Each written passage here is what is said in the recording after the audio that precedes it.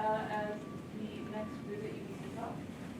So Richard has been active in visualization for many, many years with a Canadian-based visualization company that's had multiple iterations. Used to be Physical Decisions, then with Oculus, now with Uncharted Software over the last several decades. So Richard has been very active on both research and the industrial front, with a recent PhD from 2018 at the University of South Bank in London. But one of the, so what is now Uncharted, formerly Oculus, from the Visual Decisions, has been, I believe, the longest running Canadian visualization. Visual analytics. Bill would say we are the largest, one of the largest visual analytics entities in the world, and have certainly been around for a very long time in Canada. The longest running in Canada. And so I'm delighted that Richard is actually going to speak about his PhD thesis work. Yep. And then I'm also delighted that he is going to be publishing that as a book in the A Computer's Visualization series through CRC Press, which I'm also editor of. So 3 cheers for more visualization books because the world needs them. And Richard is in hot pursuit of being almost ready for that to actually go to press. So it's super exciting. It's a lot. You guys get a sneak preview on the talk version of that. So without too much further ado, Richard, thank you so much for coming. Thank you very much for the warm welcome. I'll be talking about visualizing with text as we go through this presentation today. And maybe the first step is like, why am I even interested in doing that? And why am I interested in pursuing a PhD after working multiple decades in the industry?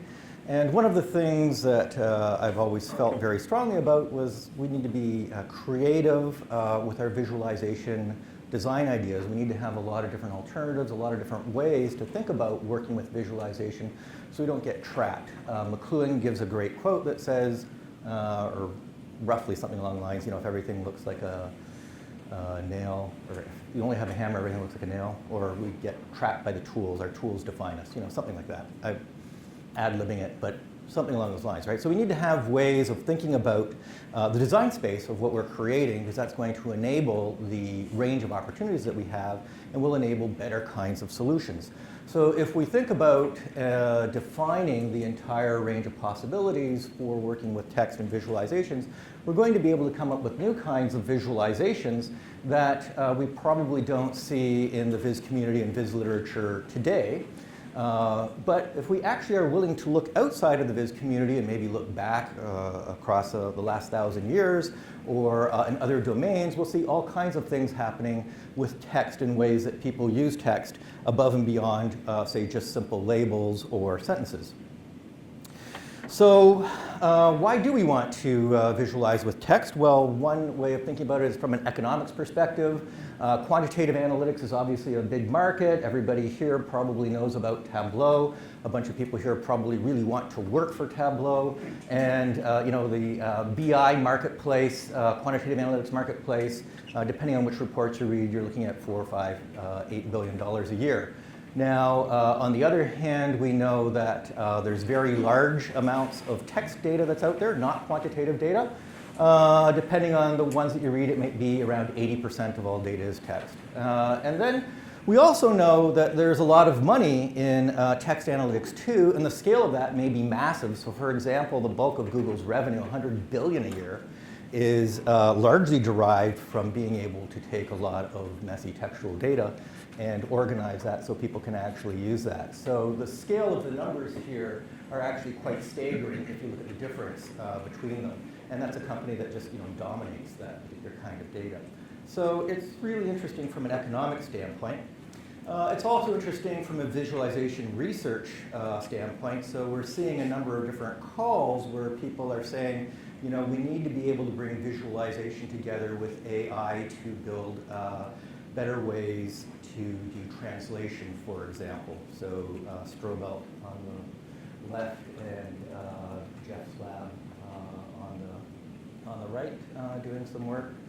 But then I think there's lots of other reasons and lots of other applications as well. And perhaps this wasn't really an issue when I started my PhD, but a rapidly emerging issue that we're seeing these days, obviously, is the use of text to deliberately disrupt our society today. So things like disinformation, fake news, phishing, trolling are all becoming extremely serious issues in our society today, right? And so we're going to have to think of better ways that we can use analytics to deal with these kinds of problems, and we're also going to need to have visualization to help us do that.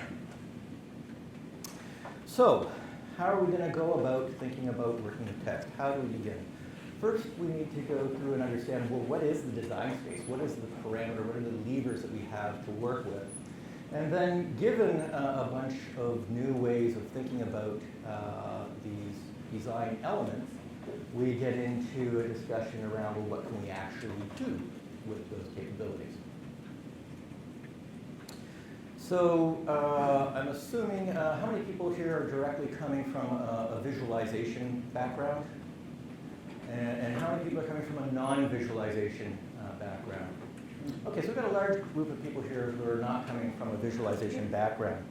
Essentially, in the last 50 years, the model, the framework for thinking about putting together visualizations has been articulated by a number of people, including Ben and Tamar. But if we go back to probably one of the first ones would be Jacques Bertin in 1967, really saying what you're doing is you're starting with data, right? The kind of data that we talk about all the time in statistics classes and data classes. We've got different kinds of data like nominal data and quantitative data. And what we're able to do then is take that data and we match the data to things like colors or size and position, right? So we've got these visual attributes that we're mapping the data onto. And then we have these attributes here that we're going to assign them to things like points or lines, or we can take points and connect them together into lines, we can take lines, connect them together to form areas, and then we can take these and put them into some kind of layout. And so this framework for thinking about visualization is extremely powerful because it means you can explain a lot of different kinds of visualizations. So for example, on the top right there is a very famous visualization by Hans Rosling. If you haven't seen it, it's worth taking a look at on YouTube. And we can just explain it by we take quantitative data. We use the quantitative data to set the position, the sizes, the colors of things, set those as points, put them in a scatter plot layout, and we have that representation that he uses. And you can use this to explain all different kinds of representations. So here's the New York Times map of the election. We've got nominal data, whether you voted Republican or Democratic. So we're using color then for whether it's Republican or Democratic and the shapes of the states as areas and putting them into a geographic layout and displaying that, right? So it's a very powerful framework for thinking about visualizations and helping you create visualizations. Now, there are challenges with this framework as well. People have been chipping away, the research community has been doing all different kinds of things with this. But when you think about using text with this framework, typically the approach today is to kind of put your text on the front end of all of this and then use the same machinery that you have on the back end to create your visualizations. So you're going to use NLP to turn this textual data into things that you know how to work with in the visualization pipeline and push it all the way through. And so then if you do that, you get visualizations coming out kind of like this. We take our text from Alice, we count the different words, we assign those to sizes, make point markers, and we get a word cloud coming out of that. And that is perhaps one of the most popular or most common kinds of visualizations that people think about when they think about text visualization today, right? And it's unfortunate because I think in many people's opinions from the visualization community, it may be one of the worst kinds of visualizations that can be done. You'll find lots of criticisms on it, right? Because the color is completely random. The position of the words is completely random. The orientation of the words is completely random. The only meaningful variable is the size of the text. And furthermore, these are always produced with no legend, so you actually don't even know what the size is. So is Alice, 5 times, 10 times, 100 times more frequent than the Queen? I don't know. There's nothing there to actually tell you anything about that. So we need to think a little differently about what we can do with text. And the first problem is very early in my thesis that I had, and people would say, is that the whole point of visualization is transforming your data away from things like text so that you can put it into representations where the patterns pop out at you automatically, right? And that's why we're using things like color and size, because those pop out visually. And text you have to read. And reading, in comparison, is very slow. You have to linearly go through the words. So text is slow, so it's not visualization. So I'm going to give you a couple examples here. This is the classic kind of visualization parameters. And automatically in each of these, you'll see all the anomalous ones visually pop out, whether it's size or color or position, right? And so these are the kinds of things that we're talking about, these pre-attentive attributes, pre-attentive visual attributes that you can see immediately and right away. So instead, we can say, well, what about using text? And if I ask you, which is the one that pops out here? Which one is different? Call it out. Hugo. Hugo. You got that. Was it easy? People aren't convinced it's easy. Well, maybe using sans and serif isn't the best way. How about this one? Call them out. Was that easier? Yeah, it was a lot easier. So font weight is something that font designers have designed to visually pop out. And how about italics? And? Yeah. Not as strong, right? A little harder than the previous one that we were looking at. How about caps? Okay. And I'll give you one more here. Instead of serifs and sans serifs, what about typeface? Those fonts are a lot more different than the previous two that we were looking at, right? So there's all of these different possibilities that we've got going on in here. Now here's one nobody's ever got all of them. Well, no. So text is unique and different as well, right? So not only do we have some of these unique capabilities where we can make things pop out using weight and italics, but we've also got a language issue here that you don't have with something in the same way when you're using, say, size, for example. And another aspect in this is that it's a range. It's not just bold or not bold. It's not just color or not color, right? All of these attributes that we use, there's a range of variance in here. So it might be much harder to pick out the one that's different at the top of the column than the one at the bottom of the column, right? So when you use Microsoft Word, you think all you have is bold and not bold, but really the typographers have got all of these different ranges that are available to use. And if we go back to the early days where Ben and I and Tamar were working on these, you had really bad display resolution, so all you had was bold and not bold. Now we actually have these really great display resolutions, so in fact we can use more levels of weight. We can use italics. The UX guidelines in the 90s were like, don't use italics, don't use different fonts other than the 3 standard fonts that were clearly legible. So we actually have much more possibilities. So if we have these possibilities, how do we actually go about defining this design space? And one of the ways to go through it is to say, well, actually we've got a lot of good historical artifacts. There's lots of different things we can look at because type's been used for 1,000 years or more, and we have all these great records of all these things that have been created across lots of different disciplines, and people have been trying to convey data in addition to the literal text itself for a long time. And so, for example, this is a map from an atlas from 1925, and there's all kinds of great things going on in here. So one of the things that's going on is, yes, you've got straight text and italics text, but you've also got reverse italics, like reverse italics exists. And in German and Dutch maps, you use them for water features. You use reverse italics. You've got things like underlines, different levels of underlines. So we've got a single underline, we've got dashed underlines, we've got double underlines. There's an ordering that can be created out of underlines, for example. There's things like spacing and certainly size that can be used. You can see that we've got some cities that are in italics, plain, all caps. So there's really rich palette that cartographers have used for a long time when they were making engraving-based maps.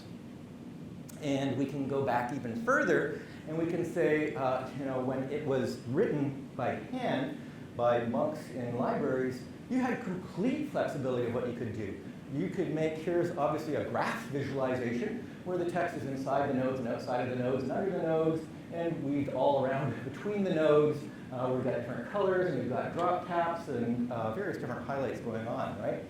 They obviously had free reign of what they could do. and did all different kinds of things with their visuals. And we can look a little closer in history as well. So if we go and jump forward to the 1980s, we're in a time, late 80s, early 90s, time of punk rock and new wave, right? And this was also the time when desktop publishing came in, and it completely disrupted what you had with printing. And the designers questioned all the established principles in typography, and were doing all different kinds of things. And so they were deliberately doing things that would disrupt text by breaking it apart, by jamming things together, by changing the fonts all over the place, doing overlays, squishing things together, deliberately slowing you down to pay attention to a particular passage, for example. And then here's another one that I think is interesting, and that is anybody in this room who writes code is looking at visualizations of text all day long and probably doesn't even think about it, right? And the amount of formatting that goes on inside the advanced code editors today is really quite astounding. So they are using underlines and wavy lines and drop shadows, back shading at different levels, all kinds of things going on in here. So there's this really incredible palette. So you can take all of these examples and you can go through many, many more examples, and you then start to build up, what are all these different kinds of things that are going on, and then you can take that inventory of all those different kinds of things that are going on and apply them back to this framework. So here's the framework that we saw a few slides ago, and this is kind of our starting point of where we're working with. We can say, all right, so what are the things that we've got to work with in addition to all of this? And the first thing that we have is to be able to say that text itself can be a first-class citizen in here. So it's not just converting text into individual units and to categorical data, but actually leaving pieces of text together because there's semantics embedded in the sequences that we have in the text. And then when we come to visual attributes, we've got a lot of different things that we can work with, as we saw in the examples, things like weight, caps, typeface, being able to shift text, all kinds of different possibilities in there. When we move over to marks, it's a little different. So we think of things in points, lines, and areas, and there's kind of a mirroring that you can do where you can say, all right, things like the individual letters, the glyphs themselves, those are a little bit like points, and also words also kind of work like points. You can take lines and say, well, actually that maps quite nicely to things like phrases and sentences. And you take areas and say those work really quite well, like paragraphs and documents, they're often formatted to fill areas as well. And then you can say with regards to layouts, there's other kinds of layouts too that are unique to working with text that aren't common in the visualization space, so we can also think of those. So what we end up having is this incredible range of possibilities that we put together to define this design space, and they can be put together in many different ways and in many different combinations. So, for example, here's a sentence where there's a lot of different things all going on simultaneously, right? We can see some letters are bold, some are not. That's telling you whether or not there's a consonant in there. The size is proportional to the word length. There's an underline in there that's measuring some length of the sentence. So it's possible to combine all of these things together. So the permutation space is extremely large. Now, we have a design space. That's great. That's step one. What can we do with a design space? So one of the things that's useful about articulating a design space is that now you can use it as a framework for a designer to help generate more design alternatives, help be creative in what's possible. And one of the things that I really enjoyed from Bertin's original book in 1967 was that he spends the first part of his book, maybe the first 100 pages, talking about the design space, kind of like as I showed that back 8, 9, 10 slides ago, we were talking about the different variables. He first defines them, and then he spends something like 80 pages where he takes this really small data set, just the provinces of France, 90 provinces, and then he says, hey, looking at all of these different variables that I have, I can give you lots of different ways to connect these together and create different kinds of visualizations, like bar charts and stack bar charts and scatter plots and bubble plots and maps with markers, cartograms, choropleth maps, and other kinds of maps you haven't seen before. Early version of parallel coordinates plot. He gives you a lot of different visualizations out of that. And that really helps you understand and say, hey, look at the possibilities with this framework that he created. This is pretty cool. And he's willing to use up an awful lot of the pages in his book just to show that. So one of the things I said, well, gee, if Brath can do that, I can do that too. And I can use his same data set. So using some of the structuring that we were talking about, we were saying things like the data can be literal, categorical, ordered, or quantitative. So focusing on the different kinds of use. And then the scope ranging from letters all the way to paragraphs, we can use that as a framework and say, hey, take that same data set and generate 15 different design alternatives on that. And some of them are just literally his examples. We've just replaced the marks that were dots with codes, and things like the ternary plot or the bar charts or even the parallel coordinates chart. But then some of the things become different that are things that he didn't explore, so things like Venn diagrams. And then some things we're talking about working with text at larger levels, we get into new and different kinds of visualizations coming out from there. So there's a lot of interesting possibilities that are feasible, even with a singular data set. Now, Brath's data set was very much quantitative data. And if we come back to Alice, we say, well, there should be lots of other possibilities for visualizing a document like Alice as well, given this design space. So we can do the same thing, and we can use the same framework on here and come up with a bunch of different visuals for looking at the information in Alice. So at the top here, we just have a scatter plot where emotion has been extracted for the characters, and we're plotting happy, sad versus angry and afraid. And we see the knave is very afraid, and the rabbit and the dodo are very sad on there, for example. We can do things like summarization and put that transparently behind the text. We can extract adverbs, for example, and show what's the most frequent adverb per character. So Alice is timid, the queen is furious, and the hatter is dreadful, for example. Or the hatter likes to, Carol uses the adjective dreadfully with the hatter. So lots of different possibilities, some of which are similar to things that we already know and use in visualization. So this is very similar to Wattenberg's word trees, but of course we could look back in history and find word trees in 1500s as well. So we have a design space. We can make lots of different visuals. Are any of them actually useful? What are the utility of some of these things? So the first area I'd like to look at is just looking at working with text literally. And one of the things that you'll find out there when you're looking at visualizations is that not all visualizations that are being created are about making pre-attentive patterns. This is just a tiny portion of a massive chart from the biology domain looking at metabolic pathways. And this is something that's evolved, continuously being updated for over 50 years as more and more research is getting done plotting how the relationships between different processes in the body actually work. And we've just got a huge amount of information packed in here, layered with different colors and different text in here, explaining the details of these processes. Fantastic poster, I recommend it for some of your labs. And then we have other applications as well. So, this is, I'm really glad the air traffic controllers were looking at screens, perhaps not as dense as this one, but, very text-centric real-time operations application. And so all of that text is an important element in that use case as well. So one of the things to say is it's a lot of focus on visualization. Tend to see a lot of things focused on how do we create the visualizations, what are the pieces we get to work with, and then creating the visualizations, how do we perceive what's going on and understand what's going on. But there's steps that are beyond just having things pop out, going to reasoning and understanding. And Brath, for example, said, analysis was only one use case. There's obviously also communicating, which we see in journalism type applications, but also just organizing large amounts of information is a completely different use case. You see with the map, for example.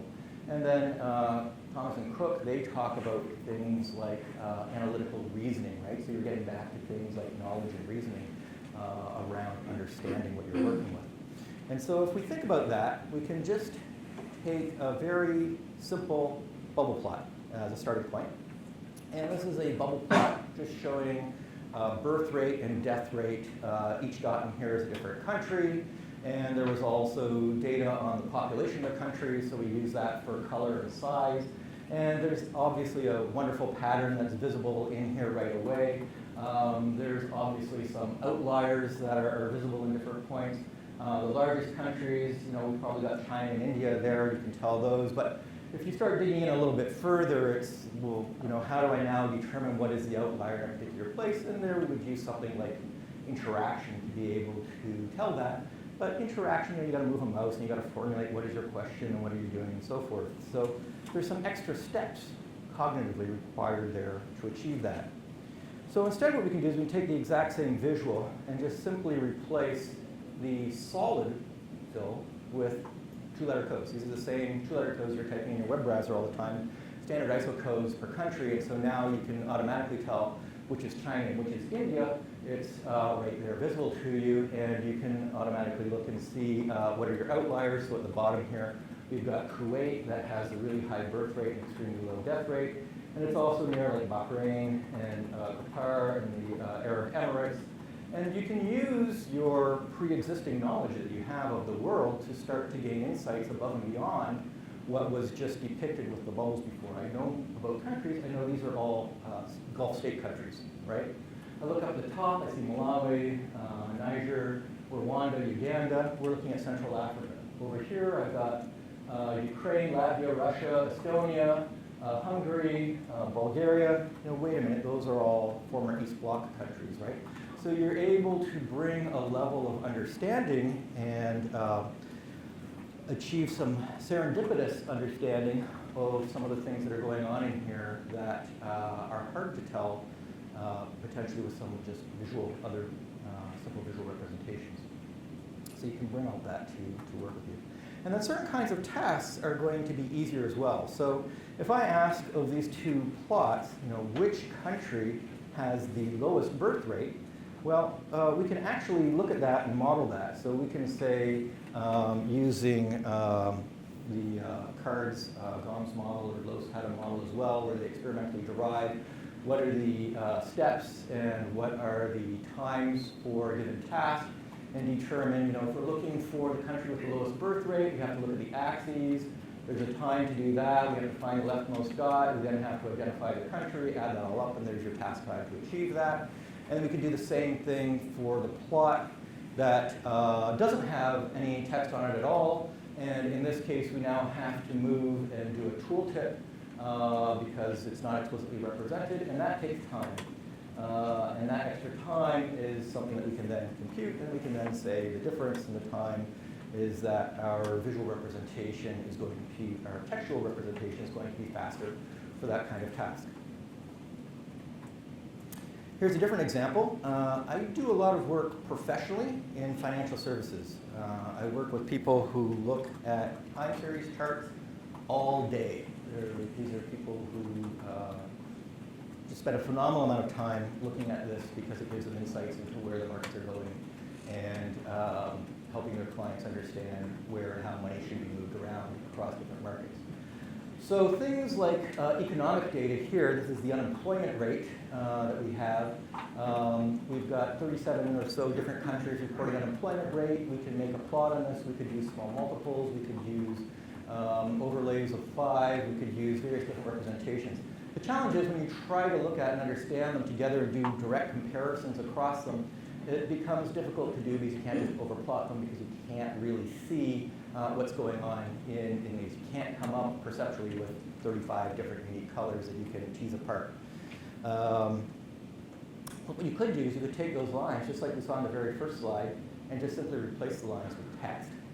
So for those of you sitting close to here, you could actually read what it says on the line. So if I were to ask you that question, like which country has the highest unemployment rate in 2004, it's pretty tough in this example. Whereas in this example, you can just read it directly, right? So who's the highest across all the different time periods?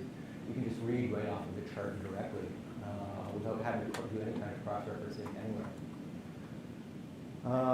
And so you've got that possibility as well. And there were some interesting studies on this one working with the users that were quite funny.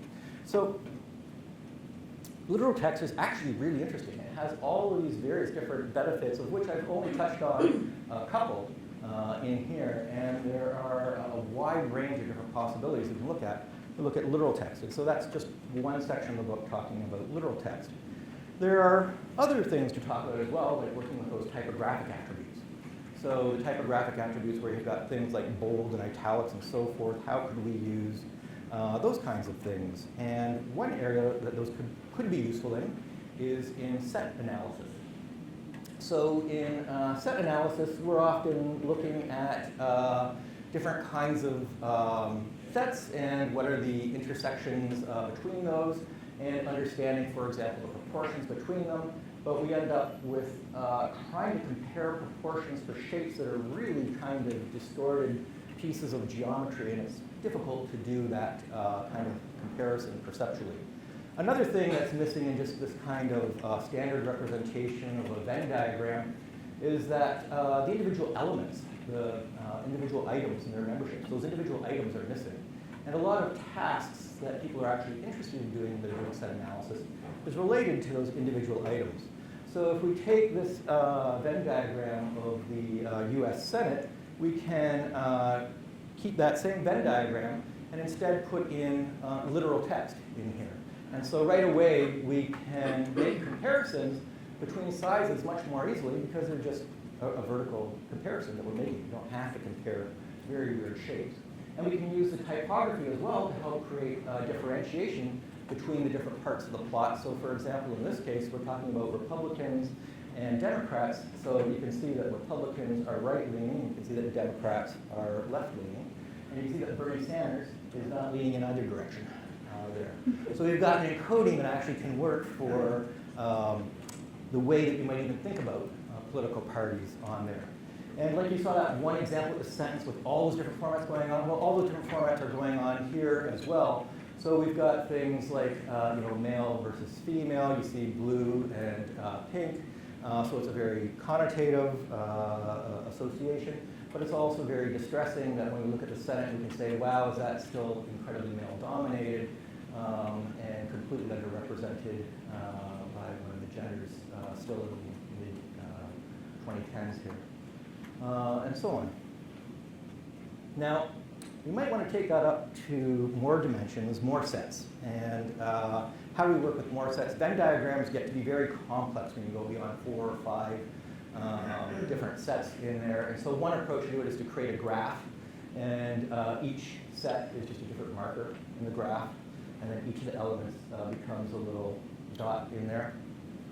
And PowerPoint has got some kind of automation going. But some things become difficult to understand in here, right? So we have dots and lines going across, and it's hard to tell if the lines are actually connected to that dot or not. So exactly what is the membership of that one? Maybe it's a little bit hard to tell. And in here we've got different dots, and we're not sure if they're all connected to the same things or if they're connected to different things. And so we can bring some of those capabilities with the type that we were talking about to help differentiate all of those.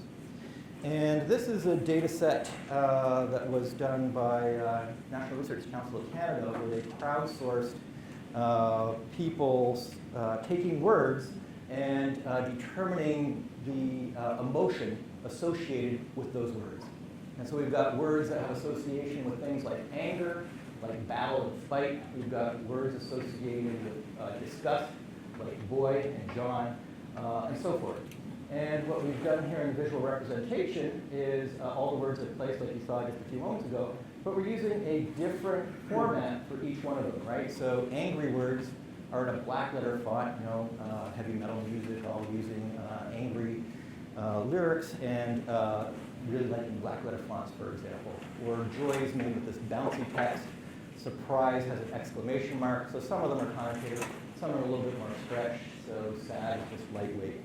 And by doing that, by having those kinds of representations on there, you can then combine them together in any way. So here we see lying and angry, which are anger. They've got that black letter font, and they're also italic, so they're angry and disgust. Lying has got disgust associated with it and anger associated with it. The words up here that are bouncy and spaced apart, like friend and green, they're trust and joy words.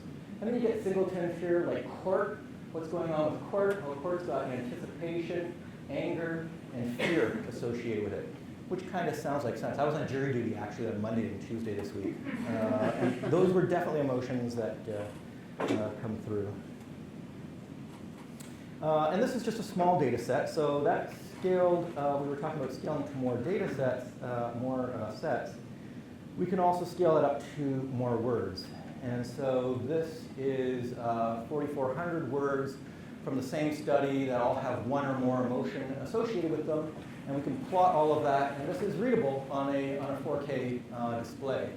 And you can see that you get into this globby area in the middle, just like we saw a few moments ago, where it's kind of hard to see what's going on in there. They're all different kinds of things mixed together. And so, yes, you could decode each of those, but that requires a fair bit of cognitive effort. There's like 8 different formats going on. At a minimum, what you can do, even just by looking, is see which ones are grouped together and which ones are different. That's immediately obvious because of the formats. So art, winning, and unbeaten are all grouped together, and they are definitely not grouped with swastika, jeopardize, and dominate, right? So those actually make sense, and without the formats, that wouldn't be very obvious that they were different. And then, of course, you could use interactions to then explore and see further what's going on in there. So let's move into one last area and talk about manipulating text within textual layouts. And I think this is an area that's got a lot of opportunity, and I haven't explored too deeply yet. But I do have a few examples that are worth going into a little bit more. The first is just working with words on their own and using some of these typographic possibilities. This is just looking at abbreviations, right? So if words are abbreviated, maybe we can just format the letters that are the ones that you normally take out and make them a much thinner version of the same font. So you end up focusing on the letters that are the most unique or differentiating for that particular item. And you can look at words that, for example, you've got spelling errors associated with those words. And so what are the letters that are typically misspelled, right? So, of course, people, you can see, have difficulty spelling government, and what are the letters that are causing the problems there, or occasionally, and so on. Now, another possible application is just working with a lot of text and skimming and understanding the text. So this is an example of just the opening paragraphs of The Wizard of Oz. And if you have an exam on this tomorrow and you just don't have time to read every single word, you need some way to get through that much more quickly. And if you're just looking at it as plain text, you are perhaps a little challenged. The words that really do stand out are the things where we have conventions in the English language. So using capitalization for proper nouns, so Dorothy and M stand out. But also at the beginning of a sentence we do that, so the word there and the word there also stand out. So you've got some things that are useful and some things that are really just not a lot to go on. What we could do instead is just use a simple technique to make the words that are the least common words heavyweight, and the words that are most common lightweight. And so now the heavyweight words are really going to stand out, and you're going to see in the opening paragraph words like prairies and garret and whirlwind and cyclones and crush and trapdoor are standing out right in that first paragraph without very much effort. You've got that. In the second paragraph, what do I got? I've got things like gray, broad sweep, flat, baked, plowed, cracks, gray, blistered, dull gray reappearing there. So, you know, some of the major themes of Wizard of Oz are right there, right in front of you in the first few paragraphs, just with a formatting change that you can bring through on there. Okay, and that one, something's not appearing, so we'll go on from there. One last example, and this example I put in, this is some very recent work that I've been doing. For people who don't know it, data is plural. You can subscribe to it. It's like I've heard people say, this is like catnip for people who do visualization analytics, right? It's like you go in there like, whoa, what a great data set. I gotta play with that. So this was one of the data is plural from, I think, earlier this year that I picked up. And within the humanities community, people talk about close reading, looking at the text directly in the context like we were looking at just a moment ago about Dorothy, and highlighting those words right in context. And then they also talk about a distant reading where you're looking at just the structure, perhaps no words are chopped up, perhaps like Alice. And I think there's a whole world of probably middle-level reading that could be feasible, hypothesizing that there could be a whole level of reading there. And so one of the things that was interesting about this data set, for me in particular, was that almost every case had a simple sentence summarizing it. So you had Mary Roberts drowned herself, verdict is suicide. Mary Gardner was struck with a hand, that was a homicide. Thomas Woolton fell off a ladder, an accident. It's like, oh, wait a minute, we can use some like really simple NLP without some very easy coding to pull apart and get subjects, verbs, and objects out of this, right? And then we can just itemize those and do counts, and so we can see what are the verbs, what are the ways that people are dying here. They drowned, they fell. And then we can organize that into a hierarchy. And if you were to put that into a standard kind of hierarchy and visualization, you'd probably come up with something like this. A tree map. Thanks, Ben. And so we've got drowning, falling, hanging are some of the ways that the coroner people are dying and the coroner is investigating. And then the second level line here, we can see, falling. They're falling from windows, from houses, from stairs, from ladders, from scaffolds, from horses, are some of the way that they're falling. But then there's also stuff that's kind of getting lost and missing, right? Because the squares are just kind of too small, and it's getting too hard to fit the text in, or the text is getting truncated, or they're just getting, really tiny. So we're losing that kind of information. And also, we're using, again, areas to make sizes, and so we're having to compare things that vary in width and height between each other. And we know there are other ways that may be a little more effective for comparing sizes. So instead of taking inspiration from visualization, we can instead take inspiration from a dictionary. And we can take all of that data and we can show each of these different areas that we're talking about. So we've got the different verbs in our different sections here. And we can see, for example, here's a very big stack for hanging and an even bigger stack for drowning, and a much smaller stack for falling off of a cart, for example. And in addition to those first two levels, we now have the space to fit in a third level, which is the individual names of the people. And some of the ways that people die are kind of unique and interesting, so I thought, well, probably be useful to put in an example for at least each one. So when you see suffocated with cow dung, or privy or grave, how people are dying in 250 years ago in the UK. And because we now have all of the individual names as well, we've got an affordance that takes us right back to the original documents. So if we're looking at somebody who suffocated in a chimney, Robert Haslop, we've got this original document that's just a single click away, and we can see that this guy was in a chimney, and his shirt rolled up around his body accidentally, and by misfortune he became stuck fast in the chimney and suffocated. So some of the gruesome details about how people had dangerous lives 250 years ago and dangerous occupations.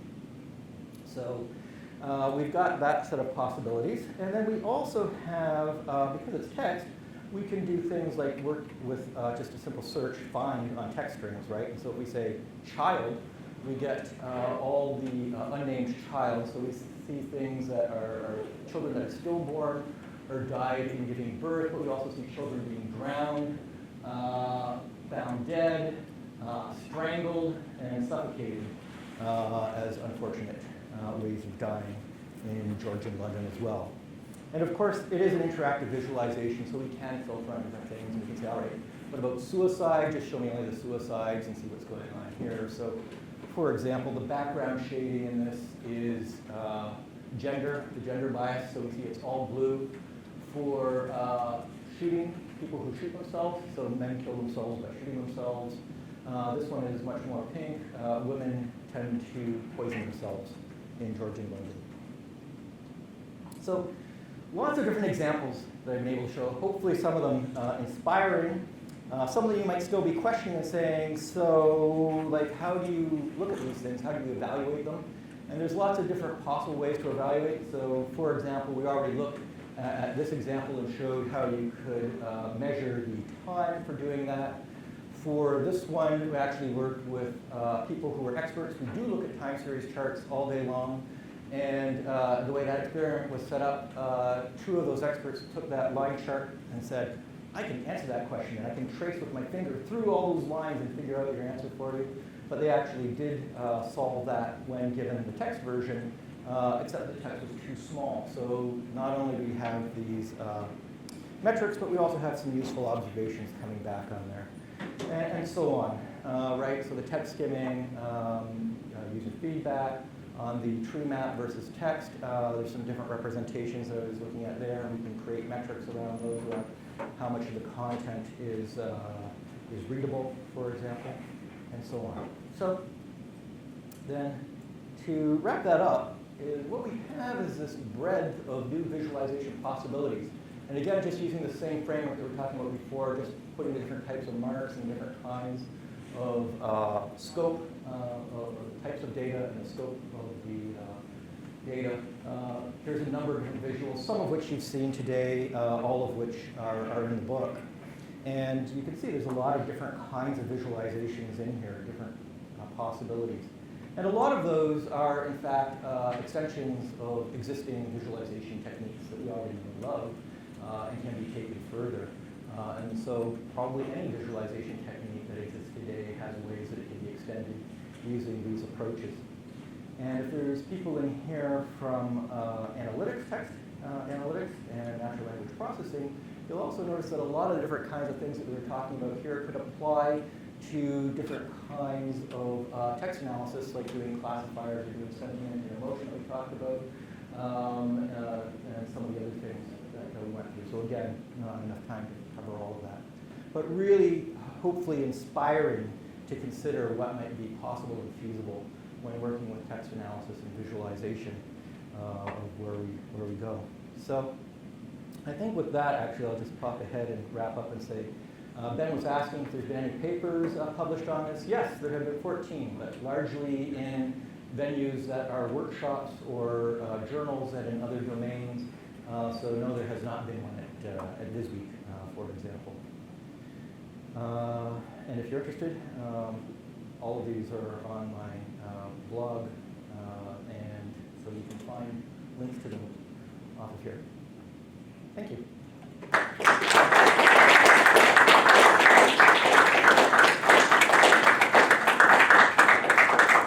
Questions?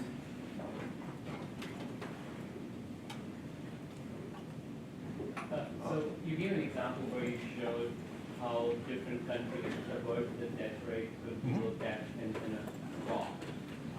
But I could also think about, we could put them in a table and arrange them not in alphabetical order, but also cluster them saying here's the birth rate, here's the death rate. And I could skim through that table much more quickly than looking at the graph. Yeah. Good point. Yes, you probably could do that, and it's what's the task that you're trying to do is always going to be the most critical aspect of which representation makes the most sense there. So, for example, a clustering task, yes, maybe putting them into some kind of table representation and providing a clustering algorithm could be very useful from that perspective. You probably lose this kind of strange arc shape that is visible here in a table-based representation, for example. So it depends. And sometimes it might be that you've got a primary message that you're trying to get across and a secondary message, so you use multiple visualizations, or you try to put the extra information into the same visualization. And there's multiple answers to something like that. Yes. Thank you for a nice talk. Very interesting. I'm in healthcare, and with patient groups, we have challenges with numeracy and literacy. More so with numeracy for a lot of things, like risk communication or something like that. I wonder if you have any thoughts about how some of this textual stuff might help bridge that gap or that make an arch to help people understand numeric values while not thinking that things are numbers? It's a really good question, and I haven't really considered it too much. There's one example that I have with people who are super numerically literate in financial services. And just to explain it verbally is that we'll make tables, massive tables, filled with numbers, and the orders of magnitude on some of those numbers may be vast, because you're looking at the debt issued by the United States of America versus the debt issued by all these other countries, and some countries are, minuscule in comparison. So you may have 3, 4, 5, 6, 7, 8, 9 orders of magnitude in that table. And so then what they do, because the table's wide and you've got these numbers that are wide, they squish everything so they can put more columns in, and then they just put a suffix on the number like K or M or B. And so then what happens is you've got a number like 980K, and right above it a number like 2B, right? So which one stands out perceptually is the 990K, not the 2B. And so you lose that. And so you've got this kind of flat formatting. And a very simple thing there is just to take the order of magnitudes and weight the text by the order of magnitudes. So now I've got a super heavyweight font for the 1B, and I've got a lightweight font for the 900K, so that larger number is still much more perceptually obvious, while they still have the numerical values, and they really want those numerical values. I've tried to take them away. You can't. You can't for that operation. So that doesn't really quite answer it. I think there's possibilities in there. I think there's also possibilities using representations that may be a little bit more quantitative. So you're giving them another cue to latch onto. So if numeracy is not strong, things like using the black letter font to represent anger. But comic books do this all the time, right? Different fonts talk to directly the emotion that's conveyed by the word. And adding a step in there that's a numerical aspect in there could actually be quite, potentially, we don't know, could be strong and useful in that. Thank you. Thanks, a wonderful, wonderful presentation with terrific examples and nice taxonomy that organizes things in a very helpful way. I wonder, after having immersed yourself in this for all these years, if you could add 2 or 3 of these things to Excel or Tableau or Power BI, what would be the ones, the high payoff, wide use techniques that you'd like to see become commercially widely available? That's a really great question. And actually, I did have a poster at Viz Week early on in this, and Jock came by, and Jock took a photograph, and we were chatting about it, and he goes, "Yeah, this has never been appear in Tableau." That said, I think something like that numerical example I gave right at the end could be extremely useful in an Excel-based context, for example, being able to use format. I mean, Excel is already extremely heavily utilized and does way too much at some levels, but at another level it could be very useful. Tables are so prevalent still at communicating information. Right? It needs to be there if you're doing a report for the UN or the WHO or whatever, right? So bringing some simple visual techniques beyond spark lines and spark bars into tables, I think could actually be one great example that could be incredibly diffuse in there. Some of these examples are pretty specific, and I'm not sure, how widely adopted they would be. So, are there that many use cases where people are looking at, time series where you've got a lot of different time series? Probably not. Well, maybe. Okay. I think that would be a sweet one for a narrow domain.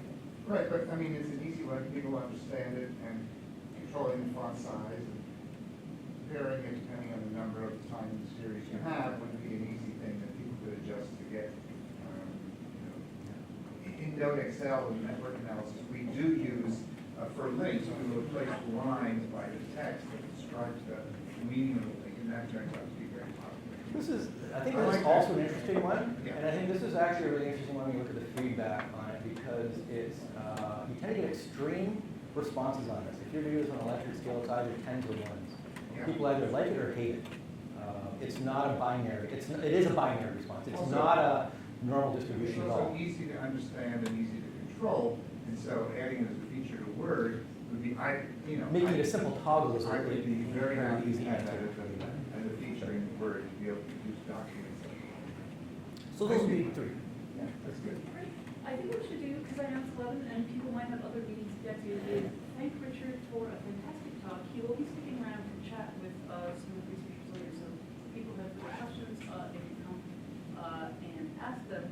I'll remind people that if you're interested in visualization topics, and if you're not already on the Viz at UBC mailing list, you can subscribe VIZ-info at CS.UBC. Just send a mail to that, and we will add you to the list. And don't forget that this forthcoming book will actually talk about all this in great detail, so keep your eye on that. Super excited for it. And thank you so much, Richard, for coming and giving us this